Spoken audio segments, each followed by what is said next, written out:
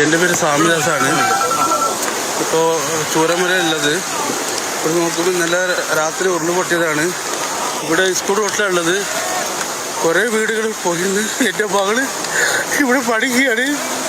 അവിടെ വിവരമൊന്നും അറിയില്ല. എല്ലാ രസക്കാരും എവിടെ ഉണ്ടാലും ഇവിടെ കുറേ ആൾക്കാരുണ്ട്. അതൊന്ന് കൈസിലാക്കി വിടണം. എൻ്റെ മോളെ വീട് എവിടെയെങ്കിലും അറിയില്ല.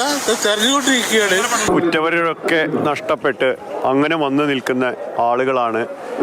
അവരുടെ സങ്കടങ്ങൾ അത് മാത്രമാണ്. ഇവിടെ നമുക്ക് ഒരാളോട് സംസാരിച്ചാലും ആ നിമിഷം എന്ത് പറയണം എന്ന് അറിയാനാവാത്ത ഒരു അവസ്ഥയാണ്. എൻ്റെ ഒപ്പം സ്വാമിദാസുണ്ട്. സ്വാമിദാസിൻ്റെ വൈഫ് ഹൗസ് നമ്മൾ ഇന്നലെ നിന്ന വെള്ളാർമല സ്കൂളിൽ നിന്ന് കുറച്ച് മുകളിലായിട്ടായിരുന്നു. ഞാൻ നേരത്തെ ആദ്യത്തെ ദിവസം നമുക്കൊപ്പം നിന്ന് രമേശിൻ്റെ ഒക്കെ കാര്യം പറഞ്ഞിരുന്നു. അവരുടെയും വീടിന് അവിടെ വീടിരിക്കുന്ന ആ സ്ഥലം തന്നെ ഇല്ല. അതിൻ്റെ മുകളിലായിട്ടായിരുന്നു സ്വാമിദാസിൻ്റെ ഭാര്യ വീടുണ്ടായിരുന്നത്. അവിടെ വീട്ടുകാരൊക്കെ ഇപ്പം എങ്ങനെ? വീട്ടുകാര് 3-4 പേര് പോയില്ലേ? 6 പേരാണ് മിസ്സിങ് ആണ്. അതിൽ 3 പേര് കിട്ടി. അളിയൻ്റെ ഭാര്യ ഒരു 8 വയസ്സ് മോളെ കിട്ടിയിട്ടുള്ളൂ. അല്ലെങ്കിൽ എൻ്റെ മോളെ 9 വയസ്സ് മോളാണ്. അനന്തികയാണ് പേര്. ഒന്ന് വിവരം അറിയിക്കണം. എൻ്റെ മുഖം കണ്ടാൽ മതി. ഇത്ര പറയാനുള്ളൂ. 3 ദിവസമായിട്ട് ക്യാമ്പിൽ നിൽക്കുകയാണ്. ഉറക്കമില്ലാതെ മോളിങ്ങനെ നോക്കിക്കൊണ്ടിരിക്കുകയാണ്. മോളും 3 പേരെ കിട്ടാണ്ട് അത് നോക്കിക്കൊണ്ടിരിക്കുകയാണ്. ഇത് കിട്ടിയില്ല. അവിടെ ഉണ്ടായിരുന്നോ? ഇല്ലായിരുന്നു. ഞാൻ എരുമാട് അവിടെയാണ് ഉണ്ടായിരുന്നു. എൻ്റെ വീട്ടിലായിരുന്നു.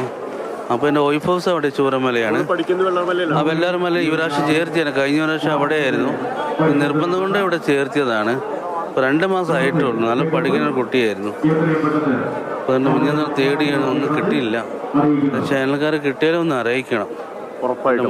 മുഖം കണ്ടായിരിക്കും മതി. വേറെ ഒന്നും പറ്റ. എന്തായാലും ഇങ്ങനത്തെ ഒരു അവസ്ഥ ഏതു പേരൻസ് വരാൻ പാടില്ല. ഇതുപോലുള്ള ആളുകളാണ് ഇവിടെ കാണുന്നത് എല്ലാം. ഇവരോട് പറയുമ്പോഴൊക്കെ, ഇവരോട് സംസാരിക്കുമ്പോഴൊക്കെ നമ്മൾ നേരിടുന്ന ഏറ്റവും വലിയ വിഷമവും ഇത് തന്നെയാണ്.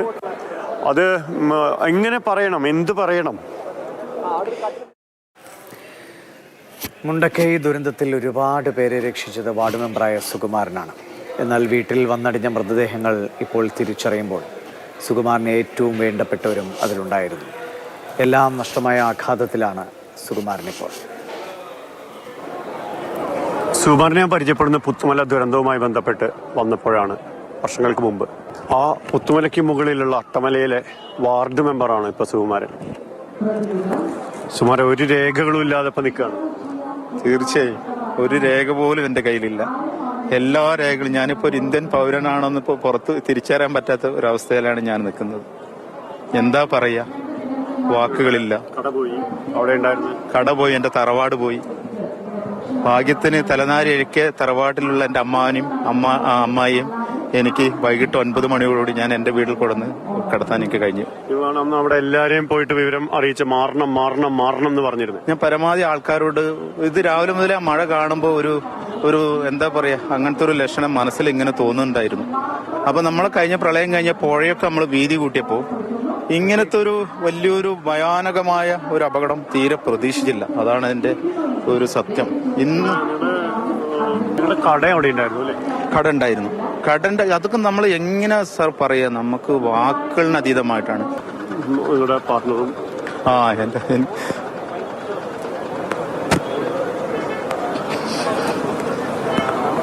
എന്താ സാർ പറയാ, വൈകിട്ട് 9 മണിക്ക് 8 മണിക്ക് അദ്ദേഹം കട അടയ്ക്കലും തുറക്കലൊക്കെ, ഞാൻ മെമ്പർ ആയതുകൊണ്ട് അദ്ദേഹമാണ് കംപ്ലീറ്റ് കാര്യങ്ങൾ ചെയ്യാറ്, മൊത്തം അദ്ദേഹമാണ് ചെയ്യാറ്. അദ്ദേഹം ഒരു 9-10 മണിക്ക് എന്നോട് വിളിച്ചു, എടാ അവിടെ സൂക്ഷിച്ചിരിക്കണം, വലിയ മലയിൽ ഭയങ്കര മഴയാ വരുന്നത്, പറ്റിയില്ലെങ്കിൽ അങ്ങോട്ടങ്ങോട്ടൊക്കെ മാറിക്കോന്ന് എന്നെ പറഞ്ഞവന്. ഈ 1:30ക്ക് ഈ പറഞ്ഞ ശേഷം ഞാൻ അവന്റെ കോള് നിരന്തരം വിളിക്കുന്നുണ്ട്. ഈ പറഞ്ഞ സൗദ എന്നോട് പറഞ്ഞ ശേഷം അദ്ദേഹത്തെ നിരന്തരം വിളിക്കുന്നത്. എന്റെ ജീവനാണ് അവൻ, എന്റെ ഒരു ഭാഗ പോയത്. നസീർ പോയി, നസീറിന്റെ ഭാര്യ രജി പോയി, 2 മക്കള് പോയി, നസീറിന്റെ ഉമ്മ പോയി, വാപ്പ പോയി. നസീർ ഉമ്മയും വാപ്പയും വേറെ സ്ഥലത്താണ് താമസിക്കുന്നത്. അവര് അവിടെ സേഫ് അല്ല എന്ന് പറഞ്ഞിട്ടാണ് നസീർ അവരും കൊണ്ട് നസീറിന്റെ വീട്ടിലേക്ക് വന്നു. അങ്ങനെ എത്ര എന്റെ സുഹൃത്തുക്കൾ, അപ്പന, സിദ്ധരാജു, ശിവണ്ണൻ, ഗുരുമല്ലൻ, പേര് പറയുകയാണെങ്കിൽ ചിലപ്പോൾ ഇത് ചാനൽ കാണുമ്പോൾ വിഷമിക്കണ്ട പറഞ്ഞുകൊണ്ടാണ് ഞാൻ പല ആൾക്കാരുകളും പേര് പറയാത്തത്. എന്തിനാ സാർ ഇന്ന് ഞങ്ങൾക്ക് അങ്ങനത്തെ നാട്? ഇന്നൊരു സ്വപ്നം കാണൂ. എത്ര നല്ല കാലാവസ്ഥയാണെങ്കിലും എത്ര വെയിലാണെങ്കിലും ഞങ്ങൾക്ക് അവിടെ ഈ പറയുന്ന പോലെ തന്നെ പുതപ്പില്ലാണ്ട് കിടക്കാനില്ല. എത്ര വെയിലാണ്. ഫ്രിഡ്ജ് ഞങ്ങൾ ഉപയോഗിക്കാറില്ല, ഫാൻ ഉപയോഗിക്കാറില്ല, AC ഉപയോഗിക്കാറില്ല. അത്രയും AC ക്ലൈമറ്റ് ഉള്ള ഒരു പ്രദേശമാണ് നമ്മളെ പ്രദേശം. സുഖു പകുതിയെ പറഞ്ഞു കേട്ടുള്ളൂ. രേഖകളൊക്കെ നഷ്ടമായതിനപ്പുറത്ത് മുഴുവൻ ജീവിതവും നമുക്ക് സങ്കല്പിക്കാൻ പറ്റാത്ത അത്ര അനിശ്ചിതത്വത്തിലേക്ക് ചെന്ന് വീണ ആളുകളാണ് അവിടെയുള്ളത്. അട്ടമലയിലെ മെമ്പറാണ് സുഖു.